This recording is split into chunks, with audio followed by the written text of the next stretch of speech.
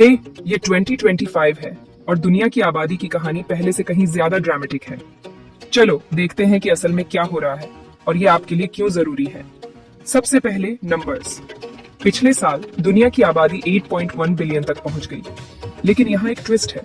इतिहास में पहली बार 5 साल से कम उम्र के बच्चों से ज्यादा 65 साल से ज्यादा उम्र के लोग हैं। इसका मतलब है कि हमारी दुनिया तेजी से बूढ़ी हो रही है और ये सिर्फ एक मजेदार बात नहीं है। ये जॉब मार्केट से लेकर हेल्थ केयर तक और रिटायरमेंट सिस्टम में कौन पैसे दे रहा है, सब कुछ बदल देता है। ऐसा क्यों हो रहा है? वेल, जैसे जैसे देश अमीर और ज्यादा पढ़े लिखे होते जा रहे हैं, खासकर महिलाएं, परिवार कम बच्चे पैदा करना पसंद कर रहे हैं। चीन और ज्यादातर एडवांस्ड इकोनॉमीज जैसी जगहों पर आबादी को स्थिर रखने के लिए जरूरी लेवल से फर्टिलिटी रेट अब कम है।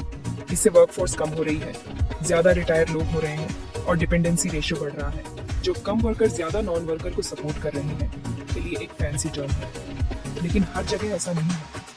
अफ्रीका की आबादी अभी भी तेजी से बढ़ रही है। 2050 तक दुनिया की 1/4 से ज्यादा आबादी वही रहेगी। सोचो, इसका फ्यूचर ग्लोबल वर्कफोर्स के लिए और इनोवेशन, कल्चर और इकोनॉमिक्स के लिए क्या मतलब है।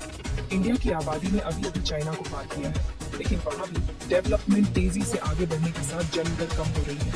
यूएस पर जूम इन करें तो शहर वापसी कर रहे हैं। महामारी के बाद की गिरावट के बाद न्यूयॉर्क, एलए और शिकागो जैसे बड़े मेट्रो वास्तव में फिर से निवासियों को प्राप्त कर रहे हैं।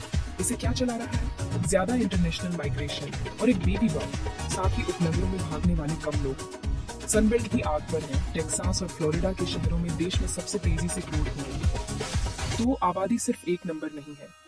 ये बदलाव, अवसर और कुछ असली चुनौतियों की कहानी है। चाहे आप नौकरियों, हेल्थ केयर या अगले सबसे कूल नए शहर के बारे में चिंतित हो, ये बदलाव आपकी दुनिया को आकार दे रहे हैं। और ये कुछ ऐसा है जिस पर ध्यान देना जरूरी है।